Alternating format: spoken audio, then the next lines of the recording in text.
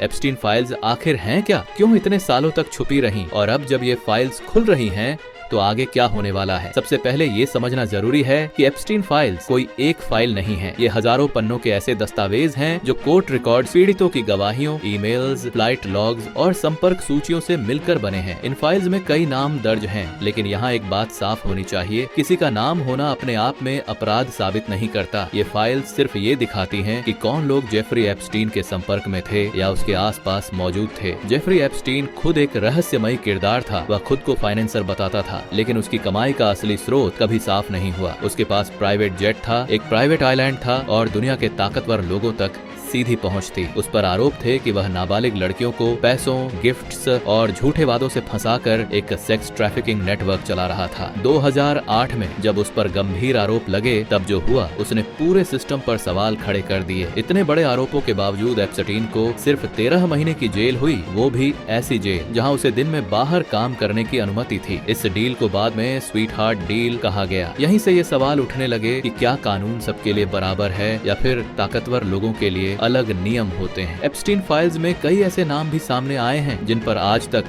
सिर्फ आरोप हैं, कोई अदालत की सजा नहीं। इनमें ब्रिटेन की रॉयल फैमिली से जुड़े प्रिंस एंड्रयू का नाम आता है, अमेरिका के पूर्व राष्ट्रपति बिल क्लिंटन का नाम आता है और डोनाल्ड ट्रंप का नाम भी दस्तावेजों में दर्ज है। कुछ लोगों ने एप्स्टीन से किसी भी तरह के गलत संबंध से इनकार किया, कुछ ने सफाई दी और कुछ अब भी चुप हैं। यहाँ ये समझना जरूरी है कि आरोप और अपराध साबित होना दोनों अलग बातें हैं। 2019 में जब एप्स्टीन दोबारा गिरफ्तार हुआ और दुनिया को लगा कि अब कई बड़े नाम सामने आएंगे, तभी जेल में उसकी मौत हो गई। सरकारी रिपोर्ट में इसे आत्महत्या बताया गया, लेकिन कैमरे खराब थे, गार्ड अपनी ड्यूटी पर नहीं थे और कई सवालों के जवाब आज तक नहीं मिले। इसी वजह से एप्स्टीन की मौत आज भी एक रहस्य बनी हुई है। अब सबसे अहम सवाल ये है कि हाल ही में एप्स्टीन फाइल्स खुलने के बाद आगे क्या होगा। कोर्ट के आदेश पर कुछ दस्तावेज सार्वजनिक किए गए हैं, लेकिन जानकार मानते हैं कि ये सिर्फ शुरुआत है। आगे और नाम सामने आ सकते हैं, नई गवाहियां जुड़ सकती हैं और कुछ ऐसे राज बाहर आ सकते हैं जिनका असर सिर्फ एक व्यक्ति पर नहीं बल्कि पूरे सिस्टम पर पड़ेगा। यह कहानी सिर्फ जेफरी एप्स्टीन की नहीं है, यह कहानी है सत्ता,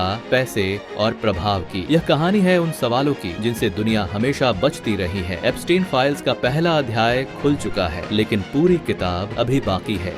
वेल, पर यह सिर्फ शुरुआत है। अगले एपिसोड में हम ये समझने की कोशिश करेंगे कि क्या एप्स्टीन अकेला था या वो एक बड़े नेटवर्क का सिर्फ एक चेहरा था। आप फॉलो करना ना भूलें।